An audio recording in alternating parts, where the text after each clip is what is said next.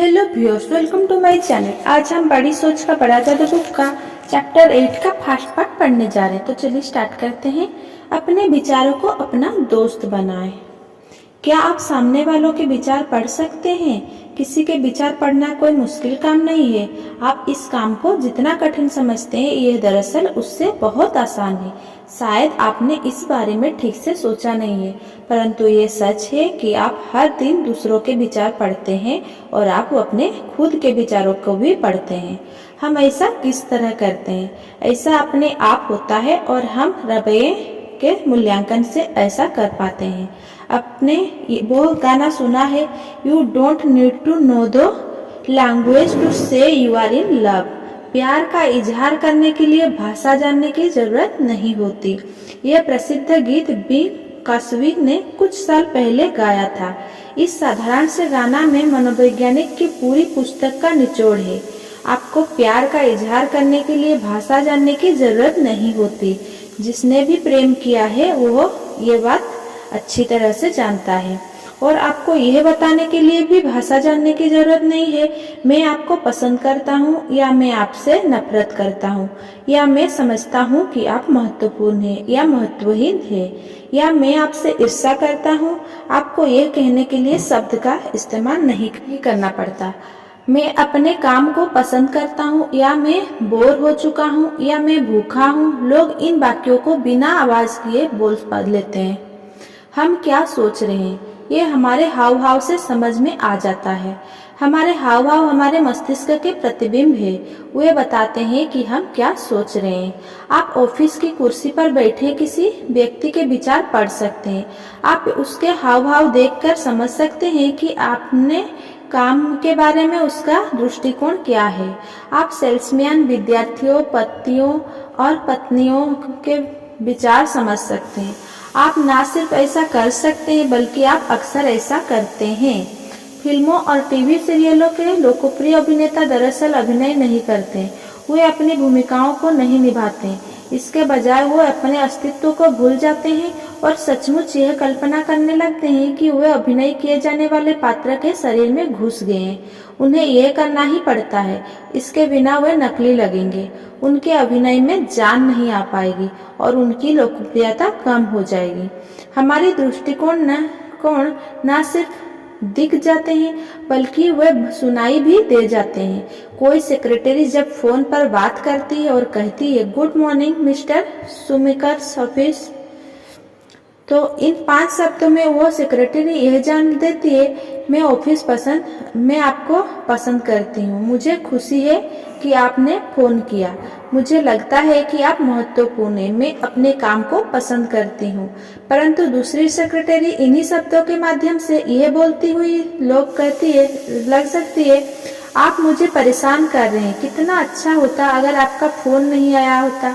मैं अपने काम से बोर हो गया हूँ और मैं ऐसे लोगों को पसंद नहीं करती जो मुझे परेशान करें। हाव भाव से, आवाज की टोन से और आवाज के उतार चढ़ाव से हम किसी के भी रवैये को समझ जाते हैं। इसका कारण क्या है? मनुष्य के इतिहास में बोलने वाली भाषा का जन्म तो हाल ही में हुआ है। अगर हम कालचक्र के हिसाब से देखें तो पूरे इतिहास की घड़ी के मान से मनुष्य ने इसी सुबह बोलना शुरू किया है। भाषा के जन्म से पहले करोड़ों सालों से इंसान सिर्फ आवाज और इशारों और हाव भाव से अपनी बात कहता आया है। करोड़ों सालों तक इंसान दूसरे इंसानों के साथ संप्रेषण के लिए शब्दों का इस्तेमाल नहीं करता था, बल्कि अपने शरीर, अपने चेहरे के हाव भाव और अपनी आवाज का इस्तेमाल करता था। और हम आज भी अपने दृष्टिकोण और अपनी भावनाओं अभिव्यक्त करने के लिए इसका इस्तेमाल करते हैं। बच्चों के साथ व्यवहार करते समय हमारे पास सीधे शारीरिक स्पर्श के अलावा सिर्फ आवाज, हाव भाव और शरीर की गतिविधियां की ही तो संप्रेषण का माध्यम है। और बच्चों में ऐसी छठी इंद्रियां होती है कि वे असली और नकली का फर्क तत्काल समझ लेते हैं। प्रोफेसर अरविंद एच सेल, जो लीडरशिप में अमेरिका के प्रख्यात विशेषज्ञ हैं, कहते हैं, सच कहा जाए तो उपलब्धि के लिए सुविधाओं और योग्यता के अलावा किसी और चीज की भी जरूरत होती है। मेरा यह मानना है कि इस उत्प्रेरक को सिर्फ एक शब्द में बयान किया जा सकता है, रवैया। जब आपका रवैया सही होगा तभी आप अपनी योग्यताओं का अधिकतम उपयोग कर पाएंगे और आपको उससे अच्छे परिणाम अपने आप मिलेंगे। रवैये से फर्क पड़ता है। सही रवैये वाला सेल्समैन अपने लक्ष्य को प्राप्त ही नहीं करता बल्कि उससे आगे निकल जाता है। सही रवैये वाला विद्यार्थी परीक्षा में फर्स्ट डिवीजन लाता है। सही रवैये वाले दंपति सुखी वैवाहिक जीवन बिताते हैं। सही रवैये से आप लोगों के साथ प्रभावी व्यवहार करते हैं, आप लीडर बन जाते हैं। सही रवैये से आप हर तरह की परिस्थिति में जीत जाते हैं। इन 3 रवैया को विकसित करें, इन्हें अपने हर काम में अपना साथी बनाएं। पहला, मुझ में उत्साह है क्या रवैया विकसित करें। दूसरा, आप महत्वपूर्ण है का रवैया विकसित करना। तीसरा, सेवा भाव का रवैया विकसित करना। अब हम देखते हैं कि ऐसा किस तरह किया जा सकता है। सालों पहले जब मैं कॉलेज में था, मैंने अमेरिका इतिहास की कक्षा में अपना नाम लिखाया। मुझे क्लास बहुत अच्छी तरह याद है, इसीलिए नहीं बल्कि क्योंकि वहाँ मैंने अमेरिकन इतिहास के बारे में बहुत कुछ सीखा था, बल्कि इसीलिए क्योंकि मैंने वहाँ पर सफल जीवन का वो मूलभूत सिद्धांत सीखा था। दूसरों में उत्साह भरने के लिए पहले खुद में उत्साह भरे। इतिहास की कक्षा बहुत बड़ी थी और यह एक बड़े हॉल में लगा करती थी। प्रोफेसर अधेड़ थे और बड़े ज्ञानी थे, परंतु उनके लेक्चर बहुत बोरिंग हुआ करते थे। इतिहास को जीवंत और रोचक विषय के रूप में पढ़ाने के बजाय वे हमें तथ्य और तारीखों गिनाते रहते थे। मुझे यह देखकर हैरानी हुई होती थी कि वे इतने रोचक विषय को इतने बुरे तरीके से कैसे पढ़ा लेते हैं, परंतु वो ऐसा ही कर लेते थे। आप समझ ही सकते हैं कि प्रोफेसर की बोरियत भरी बातों का विद्यार्थियों पर क्या असर होता होगा। वे या तो बातें करते थे या फिर सो जाते थे। जब माहौल बहुत बिगड़ गया तो प्रोफेसर ने 2 पहरेदार को तैनात कर दिया ताकि विद्यार्थियों को बातें करने और सोने से रोका जा सके। कभी कभार प्रोफेसर बीच में रुककर अपनी उंगली उठाकर छात्रों से कहते थे, मैं तुम सबको चेतावनी देता हूँ, मेरी बात ध्यान से सुनो। तुम लोग बातें करना बंद कर दो और मेरा लेक्चर सुनो। इससे विद्यार्थियों पर कोई खास असर नहीं पड़ता था, क्योंकि इनमें से कोई विद्यार्थी तो हाल ही में युद्ध से लौटे थे और उन्होंने टापुओं और लड़ाकू हवाई जहाजों में इतिहास रचा था।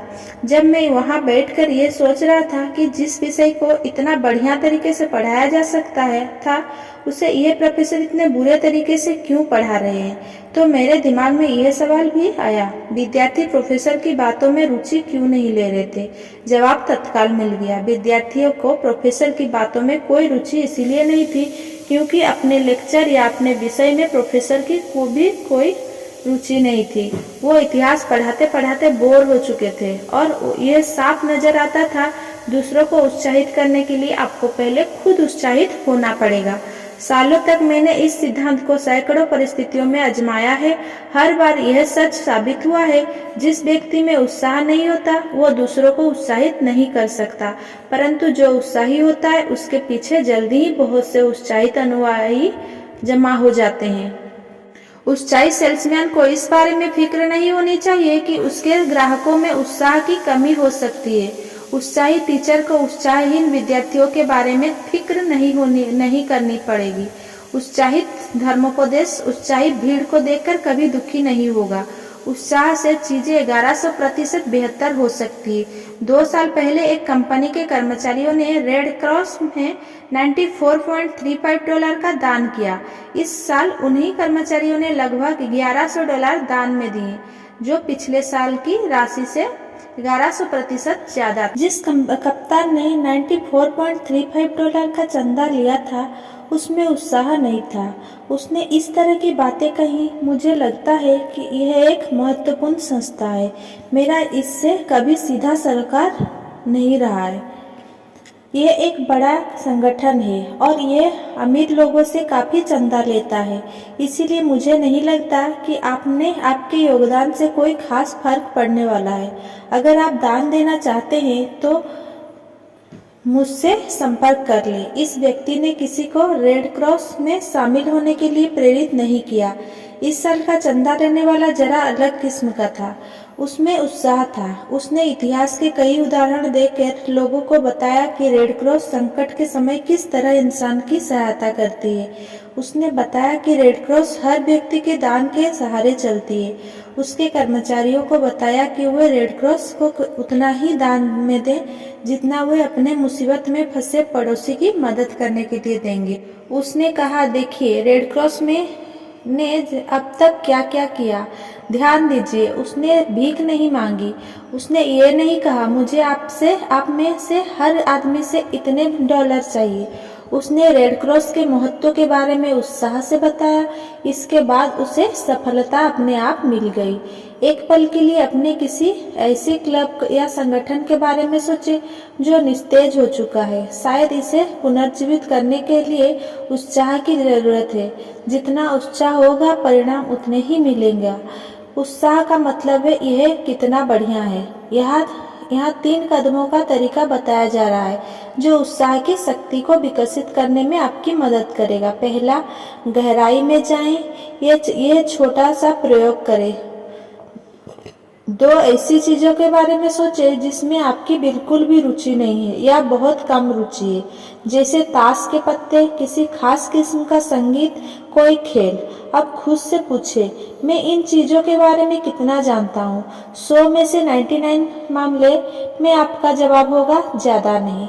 मैं यह स्वीकार करता हूँ कि कोई साल तक मुझे आधुनिक चित्रकला में कोई रुचि नहीं थी। मुझे आधुनिक चित्रकला में कुछ आड़ी तिरछी लकीरें ही दिखा करती थी।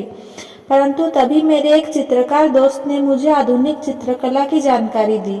सचमुच में इसमें जितनी गहराई तक गया मैंने पाया कि यह बहुत दिलचस्प थी। इस अभ्यास में उत्साह बढ़ाने के लिए एक और महत्वपूर्ण कुंजी है। उत्साहित होने के लिए उस चीज के बारे में ज्यादा जाने जिसके बारे में आप में कम उत्साह हो सकता है कि आपकी भंवरों में ज्यादा रुचि ना हो, परंतु अगर आप भंवरों का अध्ययन करें, यह पता करें कि वे कितने भलाई करते हैं, वे किस तरह दूसरे भंवरों के साथ संबंध जोड़ते हैं, वे किस तरह प्रजनन करते हैं, वे जोड़ों में कहाँ रहते हैं। अगर आप भंवरों के बारे में मिल सकने बारी सारी जानकारी हासिल करेंगे तो आप पाएंगे कि भंवरों में आपकी दिलचस्पी सचमुच बढ़ गई है। मैं इस बात का प्रशिक्षण देता हूँ कि गहराई में जाने की तकनीक में उत्साह किस तरह विकसित किया जा सकता है। प्रशिक्षण देते समय मैं ग्रीन हाउस का उदाहरण देता हूँ। मैं समूह से यूं ही पूछ लेता हूँ, क्या आप में से कोई ग्रीन हाउस बनाने और बेचने में रुचि रखता है? मैंने आज तक इसके जवाब में हाँ नहीं सुना। फिर मैं समूह को बताता हूँ कि जैसे जैसे हमारा जीवन स्तर बढ़ता जा रहा है, लोग अपनी मूलभूत आवश्यकता के बाहर की चीजों में ज्यादा रुचि लेने लगे हैं। अमेरिका की कोई भी महिला अपने घर में संतरे या ऑर्किड के पेड़ लगाकर खुश होगी। मैं बताता हूँ कि अगर लाखों परिवार प्राइवेट स्विमिंग पूल बनवा सकते हैं तो करोड़ों लोग निश्चित रूप से ग्रीन हाउस भी खरीद सकते हैं, क्योंकि ग्रीन हाउस की लागत स्विमिंग पूल की तुलना में बहुत कम होती है।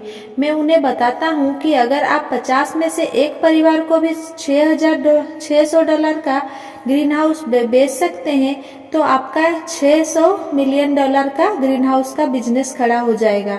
और शायद पौधे और बीजों की आपूर्ति करने के लिए आप $250 मिलियन का उद्योग अलग डाल लेंगे।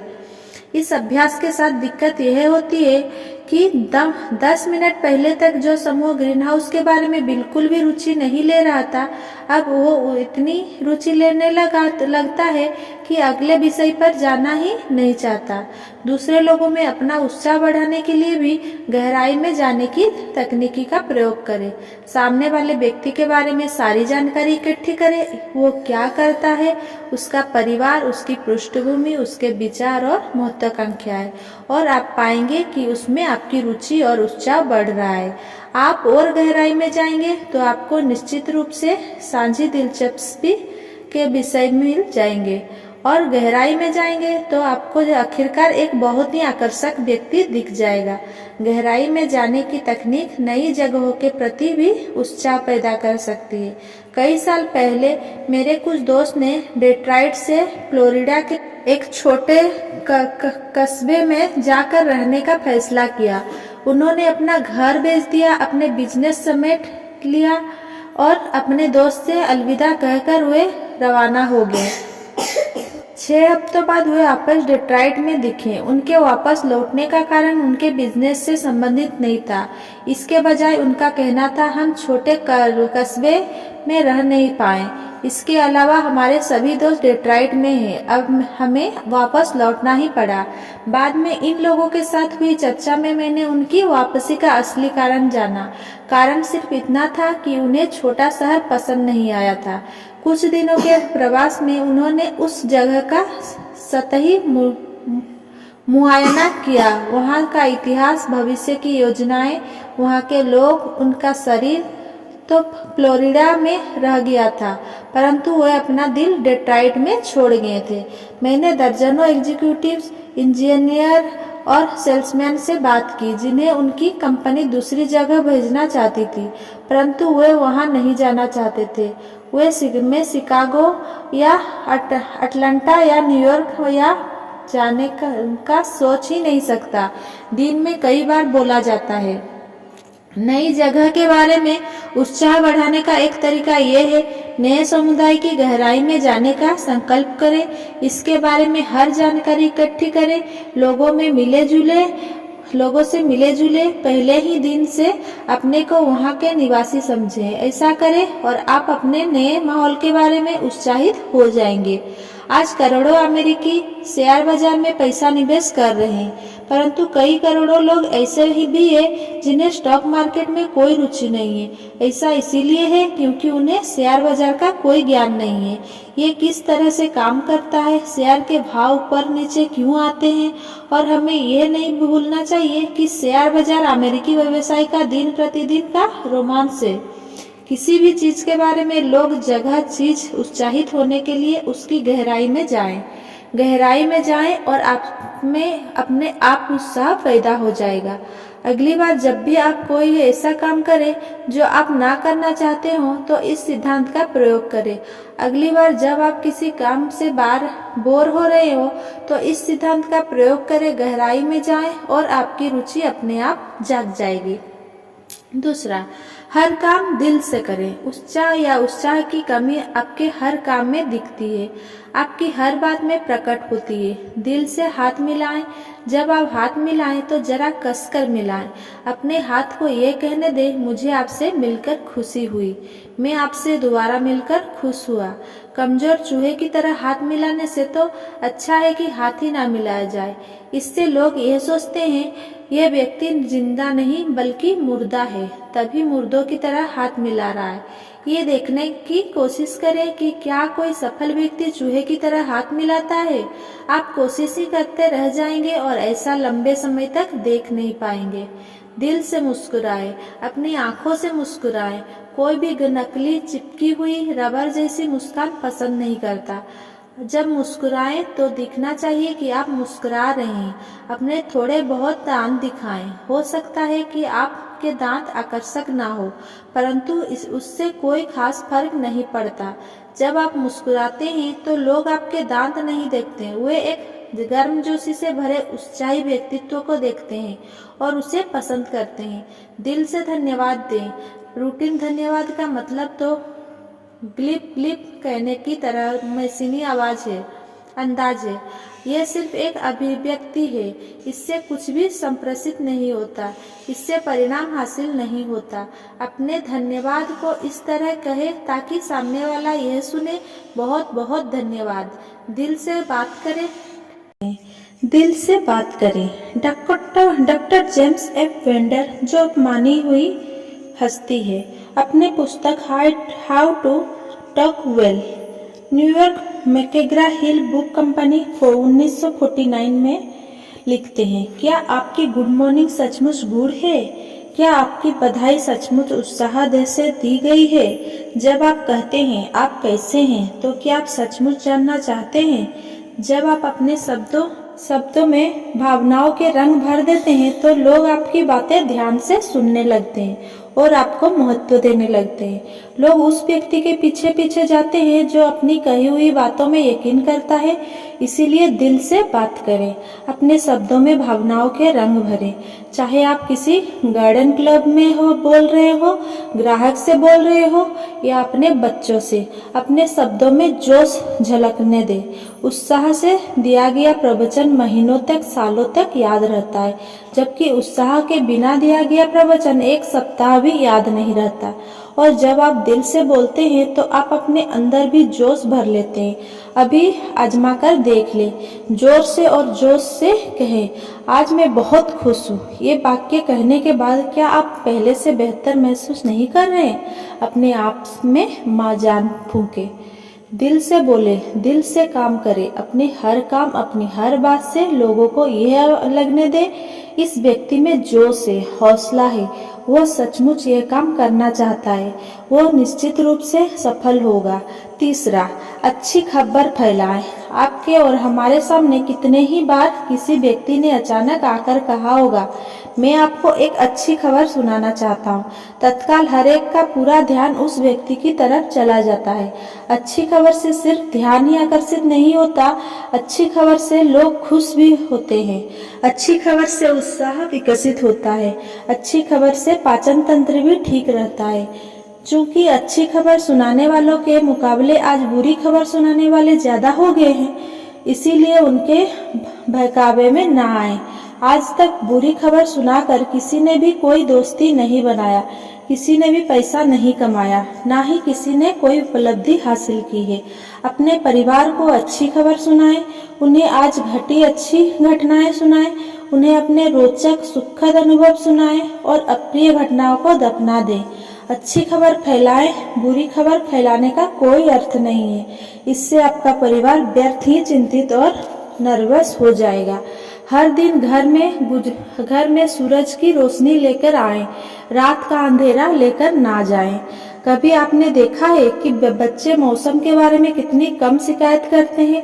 उन्हें गर्म मौसम में से तब तक कोई खास तकलीफ नहीं होती जब तक कि उन्हें नकारात्मक विचार वाले लोग इसके नुकसान से परिचित नहीं करवा देते। चाहे मौसम कैसा भी हो, आप मौसम के बारे में हमेशा अच्छा बोलने की आदत डाल लें। मौसम के बारे में शिकायत करने से आपका मूड खराब होता है और आप दूसरों का मूड भी खराब कर देते हैं। आप कैसा महसूस करते हैं, इस बारे में भी अच्छी खबर सुनाएं। मुझे बहुत अच्छा लग रहा है कहने वाले व्यक्ति बने। हर मौके पर कहे, मुझे बहुत अच्छा लग रहा है, और ऐसा कहने के बाद आपको सचमुच अच्छा लगने लगेगा। इसी तरह से अगर आप लोगों को यह बताएंगे, मुझे बहुत बुरा लग रहा है, तो आपको सचमुच सब कुछ बुरा लगने लगेगा। हम कैसे महसूस करते हैं, ये काफी हद तक हमारे विचारों पर निर्भर करता है। यह भी याद रखें कि सभी लोग उत्साही व्यक्तियों को पसंद करते हैं, शिकायत करने वालों को और आधे मुर्दे लोगों के आसपास रहना किसी को भी पसंद नहीं होता। अपने साथ काम करने वालों को अच्छी खबर सुनाएं, उनका उत्साह बढ़ाते रहें, हर मौके पर उनकी तारीफ करते रहें, कंपनी के सकारात्मक कामों के बारे में उन्हें बताएं, उनकी समस्याएं सुने, उनकी मदद करने की कोशिश करें, लोगों को प्रोत्साहित करें और उनका सहयोग हासिल करें। उनके अच्छे काम के लिए उनकी पीठ थपथपाएं, उन्हें आशा बंधाएं, उन्हें बताएं कि आपको उन पर, उनकी क्षमताओं पर भरोसा है और आपको यह विश्वास भी है कि वे सफल हो सकते हैं। चिंता करने वालों की चिंता कम करने की कोशिश करें। हर दिन सही रास्ते पर चलने के लिए यह छोटा सा प्रयोग नियमित रूप से करें। जब भी आप किसी व्यक्ति से विदा लें, खुद से पूछे, क्या मुझसे बात करने के बाद इस व्यक्ति का मूड पहले से बेहतर हुआ है? ये आत्म प्रशिक्षण तकनीक सचमुच सफल होती है। अपने कर्मचारियों, अपने सहयोगियों, अपने परिवार, अपने ग्राहक, यहाँ तक कि कभी कभार वीरान जंगल में आपको मजबूरन उतरना पड़ जाए तो क्या होगा? जैसे ही इस दुर्घटना की खबर मिलेगी, आपकी खोज के लिए बड़े पैमाने पर खोज अभियान शुरू हो जाएगा। कोई भी यह नहीं पूछेगा क्या यह व्यक्ति महत्वपूर्ण है। आपके बारे में कोई कुछ भी नहीं जानता, सिवाय इसके कि आप एक इंसान हैं। फिर भी हेलीकॉप्टर, हवाई जहाज और खोजी दोस्त आपकी तलाश में जुट जाएंगे और वे तब तक आपकी खोज करते रहेंगे और इस अभियान में हजारों डॉलर खर्च करते रहेंगे जब तक कि आप उन्हें मिल नहीं जाते या उन्हें यह विश्वास नहीं हो जाता कि अब खोज करने से कोई फायदा नहीं होगा। जब कोई छोटा बच्चा जंगल में गुम हो जाता है या कुएं में गिर जाता है या किसी ऐसी ही खतरनाक परिस्थिति में फंस जाता है तो कोई इस बारे में नहीं पूछता कि वह बच्चा किसी महत्वपूर्ण परिवार का है या नहीं। बच्चे को बचाने की हर संभव कोशिश सिर्फ इसीलिए की जाती है क्योंकि हर बच्चा महत्वपूर्ण होता है। समस्त जीवित प्राणियों में 1 करोड़ में से एक प्राणी ही मनुष्य होता है। मनुष्य जैव वैज्ञानिक रूप से दुर्लभ प्राणी है। ईश्वर की योजना में मनुष्य का महत्वपूर्ण स्थान है। अब हम उसके व्यवहारिक पक्ष को देखें। जब ज्यादातर लोग दार्शनिक चर्चा से रोजमर्रा की परिस्थितियों पर आते हैं तो वे दुर्भाग्य से यह भूल जाते हैं कि मनुष्य महत्वपूर्ण होता है। कल आप यह ध्यान से देखें कि किस तरह ज्यादातर लोगों का रवैया यह कहता है नजर आता है, आप कोई नहीं, आपका कोई मूल्य नहीं, आपका कोई अर्थ नहीं है, आपका मेरे लिए कोई महत्व नहीं है, आप महत्वहीन है वाले रवैये के पीछे भी एक कारण होता है। ज्यादातर लोग दूसरे व्यक्ति की तरफ देखते हैं और सोचते हैं ये मेरे लिए कुछ नहीं कर सकता, इसीलिए यह व्यक्ति महत्वपूर्ण नहीं है। परंतु यहीं पर लोग बहुत बड़ी भूल करते हैं। सामने वाला व्यक्ति चाहे उसका स्टेटस या उसकी आमदनी कुछ भी हो, आपके लिए 2 कारणों से वो महत्वपूर्ण होता है।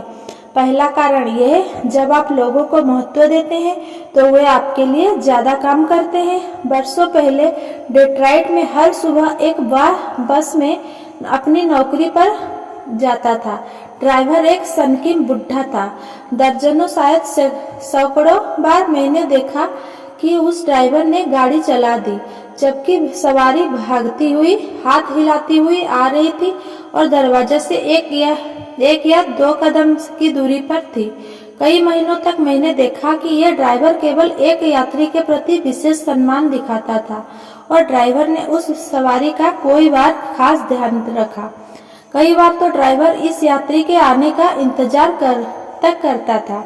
और वो ऐसा क्यों करता था? क्योंकि यह यात्री ड्राइवर को महत्व देता था। हर सुबह वो ड्राइवर का अभिवादन करता था, गंभीरता से उससे गुड मॉर्निंग सर कहता था।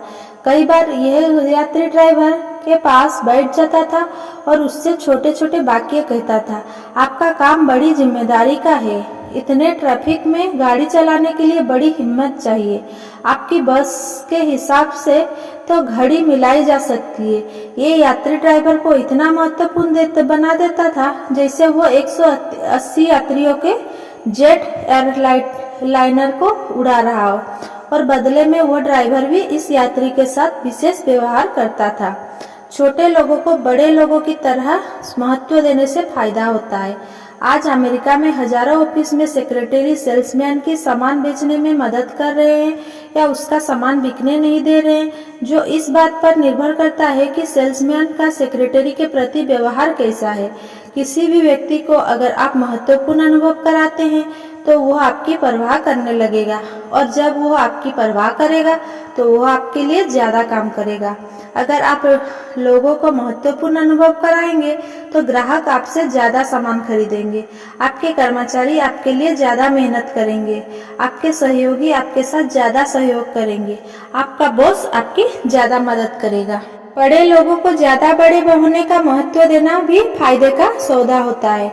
बड़ी सोच वाला व्यक्ति लोगों की सर्वश्रेष्ठ क्षमता के हिसाब से उनका मूल्यांकन करता है। चूंकि वो हमेशा लोगों के बारे में बड़ा सोचता है, इसीलिए वो उनसे सर्वश्रेष्ठ प्रदर्शन करवाने में सफल होता है। यहाँ सामने वाले को महत्व देने का दूसरा बड़ा कारण बताया जा रहा है। जब आप दूसरों को महत्वपूर्ण अनुभव कराते हैं तो आप खुद को भी महत्वपूर्ण अनुभव कराते हैं। एक लिफ्ट ऑपरेटर जो कई महीनों तक मुझे ऊपर नीचे ले जाती रही, बहुत ही सामान्य महत्वहीन सी महिला थी। वो 50 के करीब होगी। वो जरा भी आकर्षक नहीं थी और वह अपने काम में बिल्कुल रुचि नहीं लेती थी। ये स्पष्ट था कि महत्वपूर्ण दिखने की उसकी चाह जरा भी संतुष्ट नहीं हुई थी। वो उन करोड़ों लोगों में से एक थी जो कई बार महीनों तक ऐसी जिंदगी जीते रहते हैं जिस दौरान उन्हें यह नहीं लगता कि कोई उनकी परवाह करता है या उनकी तरफ ध्यान देता है। एक सुबह मैंने देखा कि उसने अपने बालों को नए स्टाइल से करवाया था। जाहिर था कि वो ब्यूटी पार्लर का काम नहीं था, यह तो घरेलू काम दिख रहा था, परंतु बाल कटे हुए थे और पहले से बेहतर दिख रहे थे। इसीलिए मैंने कहा, मिस एस, ध्यान दीजिए, मैंने उसका नाम जान लिया था। आपके बाल की कटिंग बड़ी अच्छी हुई है। अब यह सचमुच आकर्षक लग रहे हैं। वो शर्मा गई और उसने कहा, थैंक यू सर। और इसके बाद वह ख्यालों में इस कदर खो गई कि वह अगली मंजिल पर लिफ्ट रोकना तकरीबन भूल गई। उसे तारीफ अच्छी लगी थी। अगली सुबह जब मैं लिफ्ट में घुसा तो मैंने सुना, गुड मॉर्निंग डॉक्टर स्वार्ट्ज बोली। मैंने इससे पहले इस लिफ्ट ऑपरेटर को किसी का नाम लेते नहीं सुना था और जब तक मैं उस ऑफिस में रहा तब तक उस महिला ने मेरे अलावा किसी को भी नाम से नहीं बुलाया। मैंने ऑपरेटर को महत्वपूर्ण होने का एहसास दिलाया था। मैंने उसकी सच्ची तारीफ की थी और उसे नाम से पुकारा था। मैंने उसे महत्वपूर्ण अनुभव कराया था। अब वह मुझे महत्वपूर्ण अनुभव कराकर एहसान उतार रही थी। हम अपने आप को धोखे में न रखें। जिन लोगों में आत्ममहत्ता का भाव गहराई तक नहीं होता है, वे हमेशा औसत जिंदगी जीते रहेंगे। अच्छी तरह से इस बात को समझ ले, आपको सफल होने के लिए महत्वपूर्ण अनुभव कराना होगा। दूसरे लोग को महत्वपूर्ण अनुभव कराने से आपको इसीलिए फायदा होता है क्योंकि इससे आप ज्यादा महत्वपूर्ण बन जाते हैं। आजमाकर देखें। पहला, तारीफ करने की आदत डालें। दूसरों को यह बताने का नियम बना ले कि आप उनके लिए काम की तारीफ करते हैं। कभी भी किसी को भी यह महसूस ना होने दे कि आप उसके काम को रूटीन काम मान रहे हैं। गर्मजोशी से सच्ची मुस्कुराहट के साथ तारीफ करें। मुस्कुराहट से दूसरों को पता चलता है कि आप उनकी तरफ ध्यान दे रहे हैं और आप उन्हें देखकर खुश हुए हैं। दूसरों को यह बताकर उनकी तारीफ करें कि आप उन पर कितनी निर्भर है। गंभीरता से बोला गया इस तरह का वाक्य जिम में नहीं लग जानता कि तुम्हारी बिना मेरा काम कैसे चल पाता, लोगों को उनके महत्व का एहसास करा देता है और इसके बाद वे आपके लिए पहले से ज्यादा और बेहतर काम करते हैं। सच्ची व्यक्तिगत तारीफ करने की आदत डालें। लोग तारीफ सुनना पसंद करते हैं, चाहे किसी की उम्र 2 साल हो या 20 साल, 9 साल हो या 90 साल। हर मनुष्य तारीफ का भूखा होता है। उसे यह विश्वास दिलाया जाना चाहिए कि वो अच्छा काम कर रहा है, कि वो महत्वपूर्ण है। ऐसा ना लगने दे कि आप केवल बड़ी उपलब्धियां की ही सराहना करते हैं। छोटी छोटी बातों पर लोगों को तारीफ का उपहार दें। उनकी वेशभूषा, उनके नाम, उनके काम करने का तरीका, उनके विचार, उनकी वफादारी, उनकी मेहनत, उपलब्धियों पर लोगों को चिट्ठी लिखकर उनकी तारीफ करें। किसी विशेष सफलता पर फोन करें या मिलने जाएं। ये सोचने में अपना समय या अपनी मानसिक ऊर्जा बर्बाद ना करें कि कौन से लोग बेहद महत्वपूर्ण है, कौन से महत्वपूर्ण है या कौन से महत्वहीन है। किसी के साथ कई भेदभाव ना करें। हर व्यक्ति, चाहे वो स्पीकर हो या कंपनी का वाइस प्रेसिडेंट, आपकी नजरों में महत्वपूर्ण है। किसी के साथ घटिया व्यवहार करके आप उससे बढ़िया परिणाम नहीं उम्मीद कर सकते हैं। दूसरा, लोगों का नाम लेने की आदत डालें। हर साल चतुर निर्माता दूसरे निर्माताओं से ज्यादा ब्रीफकेस, पेंसिल, बाइबल और सैकड़ों दूसरे सामान बेच लेते हैं। कारण यह होता है कि वे अपने सामान पर खरीदार का नाम लिख देते हैं। लोगों को अपने नाम का संबोधन अच्छा लगता है। जब किसी का नाम लिया जाता है तो उसे ऐसा लगता है जैसे उसके कानों में शहद घोल दिया गया हो। आपको 2 खास बात का ध्यान रखना चाहिए। नाम का उच्चारण सही करें और उसकी स्पेलिंग में गलती ना करें। अगर आप गलत उच्चारण करते हैं या गलत स्पेलिंग लिखते हैं तो सामने वाला व्यक्ति समझ सकता है कि आपकी नजरों में उसका कोई महत्व नहीं है। एक और बात का ध्यान रखें, जब भी आप ऐसे लोगों से बात करें जिन्हें आप ठीक से ना जानते हो तो नाम के पहले उचित संबोधन मिस, मिस्टर या मिसेस लगाना ना भूलें। आपके ऑफिस का चपरासी जेंट्स के बजाय मिस्टर जेंट्स कहा जाना ज़्यादा पसंद करता है। यही आपके अधीनस्थ कर्मचारी के बारे में भी सही है। यही हर तरह के हर जगह के लोगों के बारे में सही है। इन छोटे छोटे टाइटल से लोग अपने आप को बहुत महत्वपूर्ण समझने लगते हैं। प्रशंसा। तीसरा, प्रशंसा को झपटने के बजाय इसका निवेश करें। हाल ही में मैं एक कंपनी का कार्यक्रम में अतिथि के रूप में गया। उस शाम डिनर के बाद कंपनी के वाइस प्रेसिडेंट ने 2 डिस्ट्रिक्ट मैनेजर्स को पुरस्कार देने की घोषणा की। इनमें एक पुरुष था और दूसरी महिला थी। इन दोनों ही मैनेजर्स के संगठनों के उस साल सर्वश्रेष्ठ प्रदर्शन किया था। फिर वाइस प्रेसिडेंट ने इस मैनेजर से कहा कि वे 15 मिनट में लोगों को यह बताएं कि उनके संगठनों ने यह काम इतनी अच्छी तरह कैसे किया। पहला डिस्ट्रिक्ट मैनेजर, मुझे बाद में पता चला कि उसे 3 महीने पहले ही मैनेजर बनाया गया था और इसीलिए वो अपने संगठन के शानदार प्रदर्शन के लिए आंशिक रूप से ही जिम्मेदार था। उठा और उसने लोगों को बताया कि उसने ऐसा किस तरह किया। उसने ये जताया जैसे उसके प्रयासों से और केवल उसके प्रयासों से ही उस संगठन की बिक्री इतनी बढ़ी थी। उसके भाषण में बार बार उस तरह के वाक्य आ रहे थे, जब मैंने काम संभाला तो मैंने ये किया, मैंने वो किया, जब मैं आया तो हर चीज़ गड़बड़ थी, परंतु मैंने जब कुछ ठीक ठाक कर दिया। यह आसान नहीं था, परंतु मैंने परिस्थिति का वो अध्ययन किया और मैंने निश्चय किया कि चाहे जो हो मैं सफल होकर दिखाऊंगा। उसके बोलते समय उसके संगठन के सेल्समैनों के चेहरे पर निराशा साफ दिख रही थी। डिस्ट्रिक्ट मैनेजर सफलता का सारा श्रेय खुद ही लिए जा रहा था और उन्हें नजरअंदाज कर रहा था। रिकॉर्ड सेल में सेल्समैनों की कड़ी मेहनत का योगदान है। इस बात को मैनेजर ने नहीं बताया था। इसके बाद दूसरी डिस्ट्रिक्ट मैनेजर ने अपनी बात कही, परंतु इस महिला की शैली बिल्कुल अलग थी। पहले तो उसने बताया कि उसके संगठन को जो सफलता मिली है वो उसकी टीम की जी जान से किए गए प्रयासों का परिणाम है। इस सफलता के असली हकदार तो उसके सेल्समैन ने।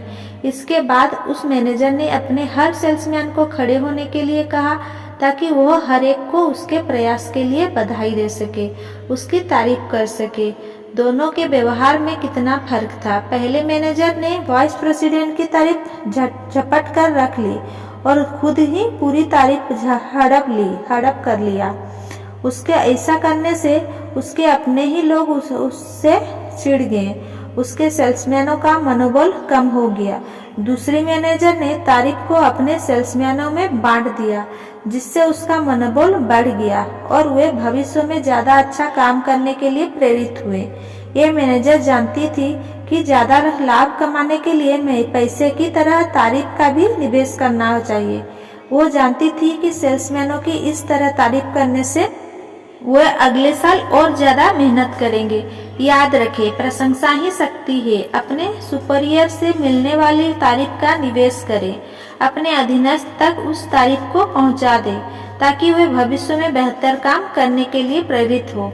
जब आप तारीफ बांटते हैं तो आपके अधीनस्थ यह समझ लेते हैं कि आप उन्हें मूल्यवान समझते हैं, उन्हें महत्व देते हैं। यहाँ एक दैनिक अभ्यास दिया जा रहा है जिसके बहुत ज्यादा लाभ होते हैं। अपने आप से हर दिन यह पूछें, मैं अपनी पत्नी और परिवार को सुखी बनाने के लिए आज क्या कर सकता हूँ। याद रखें, प्रशंसा ही शक्ति है। अपने सुपीरियर से मिलने वाली तारीफ का निवेश करें। अपने अधीनस्थ तक उस तारीफ को पहुंचा दें ताकि वे भविष्य में बेहतर काम करने के लिए प्रेरित हो। जब आप तारीफ बांटते हैं तो आपके अधीनस्थ यह समझ लेते हैं कि आप उन्हें मूल्यवान समझते हैं, उन्हें महत्व देते हैं। यहाँ एक दैनिक अभ्यास दिया जा रहा है जिसके बहुत ज्यादा लाभ होते हैं। अपने आप से हर दिन यह पूछे, मैं अपनी पत्नी और परिवार को सुखी बनाने के लिए आज क्या कर सकता हूँ। ये बहुत आसान लगता है, परंतु ये बड़े काम का नुस्खा है। एक शाम मैं सेल्स ट्रेनिंग कार्यक्रम में यह चर्चा कर रहा था, सफल सेल्समैन बनने के लिए यही घरेलू माहौल कैसे बनाएं। अपनी बात को समझाने के लिए मैंने सेल्समैन से पूछा, जो सभी शादीशुदा थे, आखिरी बार क्रिसमस को, अपनी शादी की सालगिरह को या अपनी पत्नी के जन्मदिन को छोड़कर आपने कब उसे कोई खास तोहफा दिया था। मैं भी जवाबों में को सुनकर हैरान हो गया। 35 सेल्समैनों में से सिर्फ एक ने पिछले महीने अपनी पत्नी को तोहफा दिया था। समूह में से कईयों का जवाब था 3 से 6 महीने पहले, और 1/3 का जवाब था मुझे याद नहीं कि मैंने उसे कभी कोई तोहफा भी दिया होगा। कल्पना कीजिए, और इसके बाद भी कोई लोग यह ताजुब्बा करते हैं कि उनकी पत्नी उनके साथ वैसा व्यवहार नहीं करती जैसा सिंहासन पर बैठे सम्राट के साथ किया जाता है। मैं इन सेल्समैन को यह समझाना चाहता था कि सच्चे दिल से दिए गए तोहफे में जादू की ताकत होती है। अगली शाम को मैंने एक फूल वाले को सत्र के आखिरी में बुलवा लिया। मैंने उसका परिचय अपने सेल्समैनों से करवाया और कहा, मैं चाहता हूँ कि आज आप यह देखें कि तोहफा देने से घरेलू माहौल किस तरह सुधरा जा सकता है। मैंने इस फूल वाले से कहा है कि वो आपको एक गुलाब का फूल सिर्फ 50 सेंट में उपलब्ध कराए, और अगर आपके पास 50 सेंट ना हो या आप सोचते हैं कि आपकी पत्नी इस लायक नहीं है कि उस पर इतनी बड़ी रकम खर्च की जाए, इस बात पर वे सब हंसे, तो मैं अपनी तरफ से उनके लिए गुलाब खरीद दूंगा। मैं आपसे सिर्फ यही चाहता हूँ कि आप गुलाब लेकर अपनी पत्नी के पास जाएं और कल शाम को आकर बताएं कि इसका उस पर क्या असर हुआ। और हाँ, उसे यह मत बताना कि आपने यह गुलाब उसके लिए कैसे लाए और क्यों खरीदा। वे समझ गए। बिना अपवाद के हर व्यक्ति ने अगली शाम को आकर बताया कि 50 सेंट के छोटे से निवेश से उनकी पत्नी खुश हो गई। अपने परिवार के लिए अक्सर कुछ खास करें। जरूरी नहीं है कि आप कोई महंगा तोहफा ही खरीदे। महत्व इस बात का होता है कि आपको उनकी याद रही, ऐसा कुछ जो आपको परिवार के प्रति आपका प्रेम या परवाह प्रदर्शित करे कारगर होगा। अपने परिवार को अपनी टीम में शामिल करें, उसका सुनियोजित रूप से ध्यान रखें। इस व्यस्त भागदौड़ भरे युग में कई सारे लोग अपने परिवार के लिए समय निकाल पाने में असमर्थ थे, लेकिन अगर हम योजना बनाकर चले तो अवश्य ही समय निकलेगा। एक वाइस प्रेसिडेंट ने मुझे अपना तरीका बताया जो उसके हिसाब से बहुत कारगर था। मेरे काम में बहुत जिम्मेदारियां हैं और हर शाम को ढेर सारा काम घर ले जाने के अलावा मेरे पास कोई विकल्प नहीं होता, परंतु मैं अपने परिवार को अनदेखा या नजरअंदाज नहीं करता, क्योंकि वही तो मेरे जीवन का सबसे महत्वपूर्ण हिस्सा है। उन्हीं के लिए तो मैं इतनी कड़ी मेहनत कर रहा हूँ। मैंने एक टाइम टेबल बना लिया है जिससे मैं अपने परिवार पर भी पूरा ध्यान दे पाता हूँ और अपने काम पर भी। हर शाम 7:30 से 8:30 तक मैं अपने दोनों बच्चे को समय देता हूँ।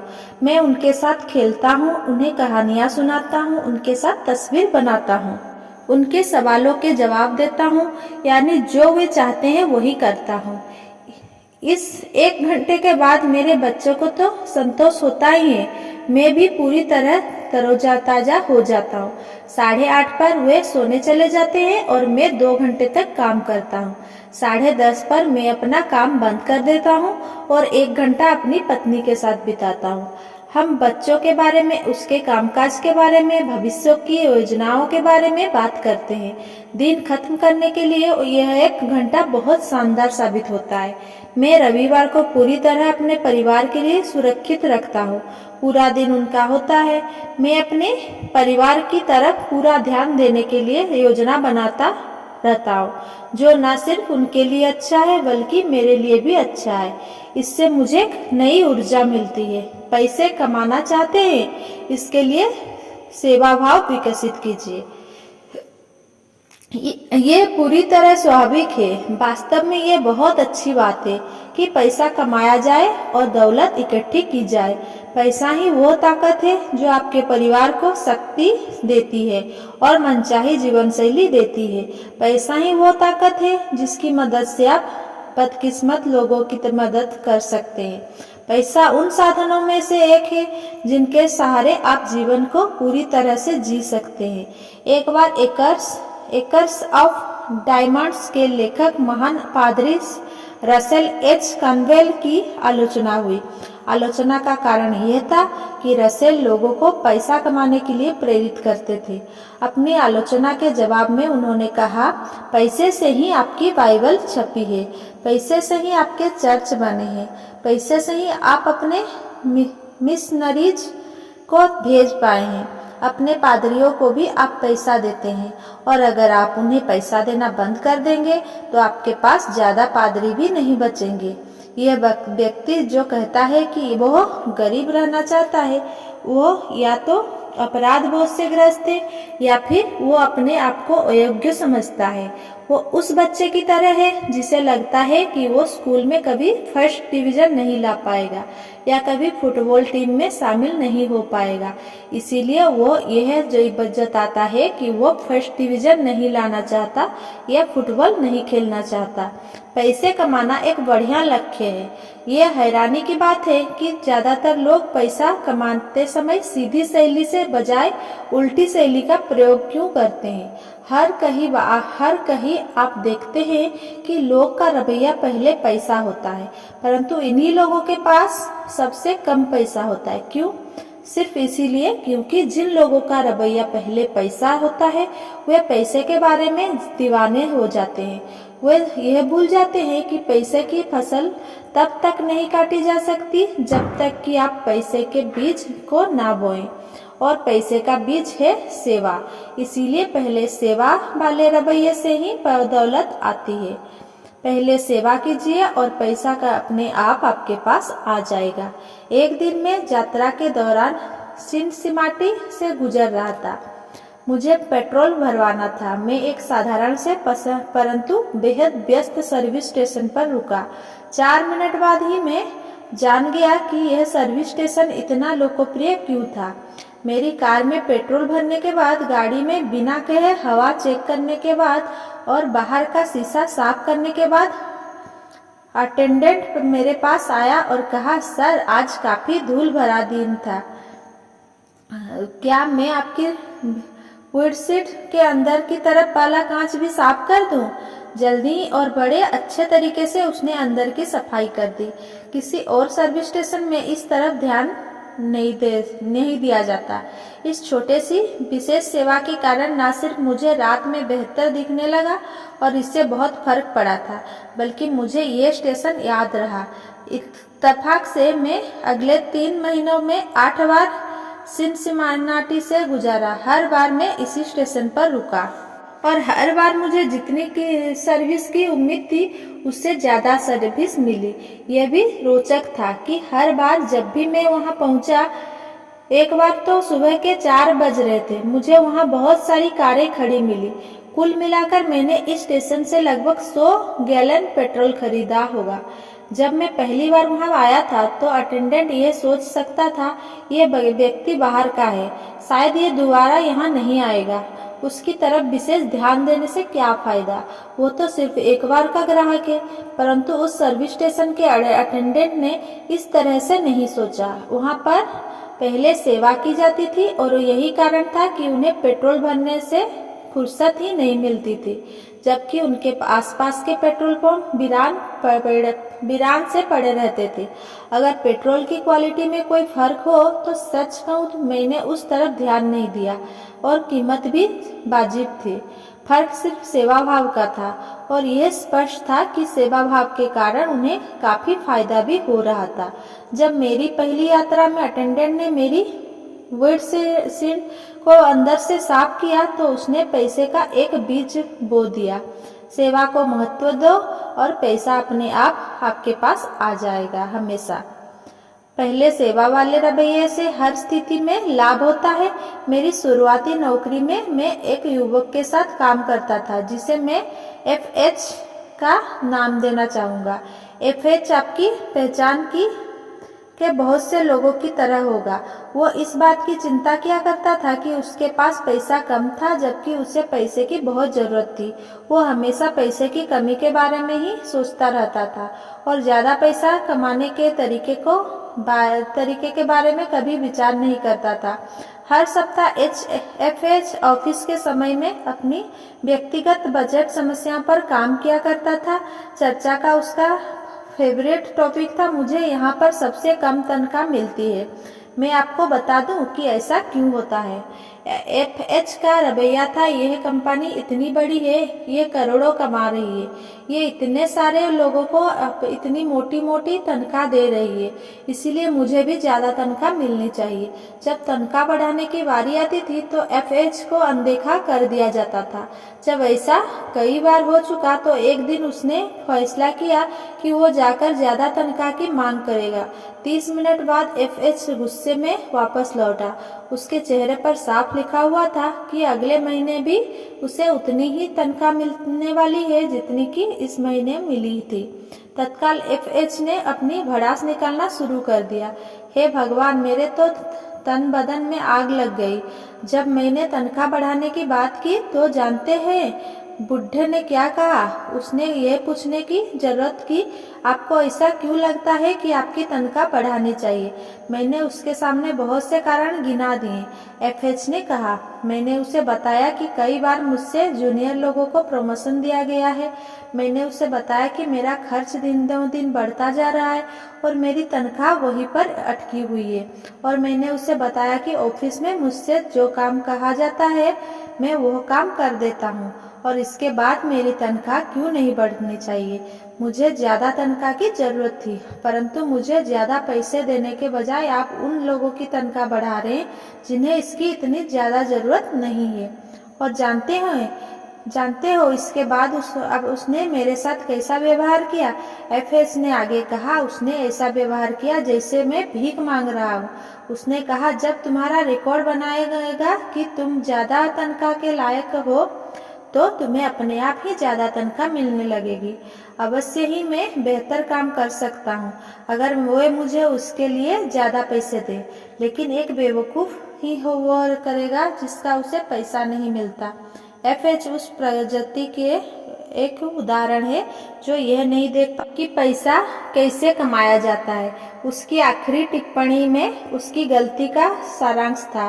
FH चाहता था कि पहले कंपनी उसकी तनख्वाह बढ़ाए, फिर वो बेहतर काम करेगा, परंतु सिस्टम इस तरह काम नहीं करता। बेहतर प्रदर्शन करने के बाद ही आपकी तनख्वाह नहीं बढ़ जाती। उसके लिए आपको बेहतर प्रदर्शन करने के दिखाना होगा। आप तब तक पैसे की फसल नहीं काट सकते जब तक आपके पैसे की बीज को नहीं बोया जाए हो, और पैसे का बीज है सेवा। सेवा को पहले नंबर पर रखें और मेवा यानी कि पैसा अपने आप आपके पास आ जाएगा। यह सोचे कि कौन सा निर्माता फिल्मों से ज्यादा पैसे कमाता है। फटाफट अमीर बनने वाला निर्माता एक फिल्म बनाता है। वो पैसे को मनोरंजन यानी कि सेवा से ज्यादा महत्व देता है।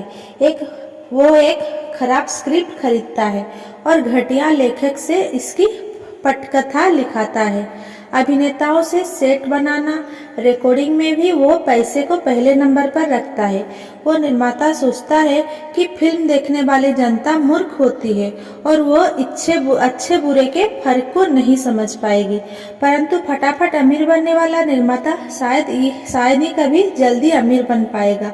जनता कभी इतनी मूर्ख नहीं होती कि घटिया माल को खरीदे, और वो भी ऊंचे दामों पर। जिस निर्माता को फिल्मों से सबसे ज्यादा मुनाफा होता है वो मनोरंजन को पैसे के ऊपर रखता है। अपने दर्शकों को मूर्ख बनाने के बजाय वो उन्हें ज्यादा से ज्यादा मनोरंजन देने की कोशिश करता है। परिणाम ये होता है कि लोग उसकी फिल्मों को पसंद करते हैं, उसकी तारीफ होती है, अखबारों में उसके बढ़िया रिव्यू छपते हैं और बॉक्स ऑफिस पर खूब कमाई होती है। एक बार फिर ध्यान रखें, पहले सेवा करें और पैसा अपने आप आपके पास आ जाएगा। वो वेटर जो अपने ग्राहकों को सबसे अच्छी सर्विस देने की कोशिश करता है, उसे टिप के बारे में चिंता करने की कोई ज़रूरत नहीं होती। टिप उसे जरूर मिलेगी और अच्छी मिलेगी, परंतु उसी का साथी वेटर जो काफी के खाली कपों को अनदेखा कर देता है, उन्हें अपने आप क्यों भरूं? वैसे भी ये लोग ज्यादा टिप देने वाले हैं नहीं। ऐसे वेटर को ज्यादा टिप कौन देगा? जो सेक्रेटरी अपने बॉस की उम्मीद से बेहतर लेटर टाइप करके दिखाती है, उसकी भविष्य की तनख्वाह अच्छी ही होगी। परंतु जो सेक्रेटरी सोचेगी थोड़ी बहुत गलतियां के बारे में चिंता क्यों करूं? आखिर $65 प्रति सप्ताह में आप मुझसे क्या उम्मीद करते हैं? उसे आगे भी $65 प्रति सप्ताह ही मिलते रहेंगे।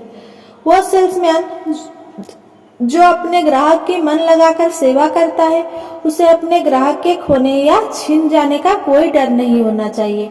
यहाँ एक आसान परंतु सशक्त नियम दिया जा रहा है, जो आपको बताएगा कि आप किस तरह पहले सेवा का रवैया रखें। लोग जितनी उम्मीद करते हैं, लोग को हमेशा उससे ज्यादा दें। थोड़ा अतिरिक्त देने से आप पैसे का बीज बो देते हैं। देर तक रुककर इच्छा से काम करना और डिपार्टमेंट के सामने आई किसी मुश्किल समस्या को दूर करना भी पैसे का बीज बोना है। ग्राहक को अतिरिक्त सेवा कर देना भी पैसे का बीज बोना है, क्योंकि इससे ग्राहक आपके पास बार बार आते हैं।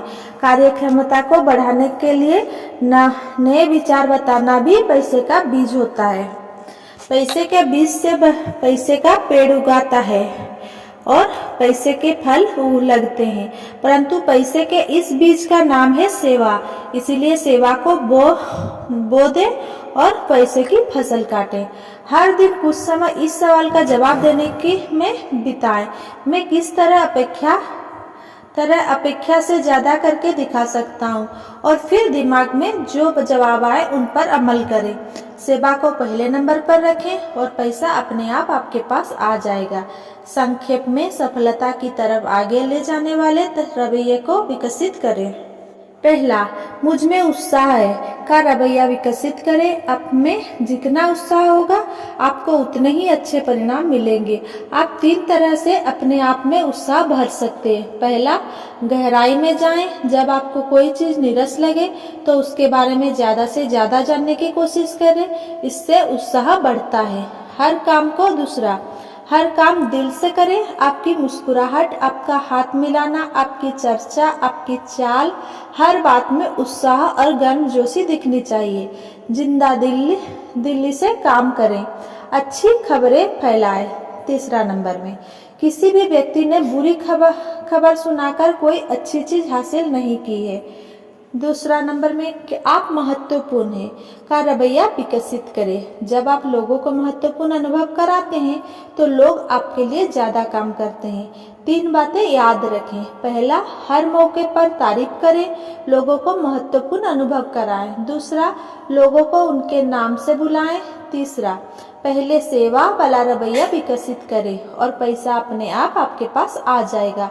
हर काम में यह नियम बना लो। लोग आपसे जितना उम्मीद करते हैं, आप उससे ज्यादा ही दे दो। Thank you.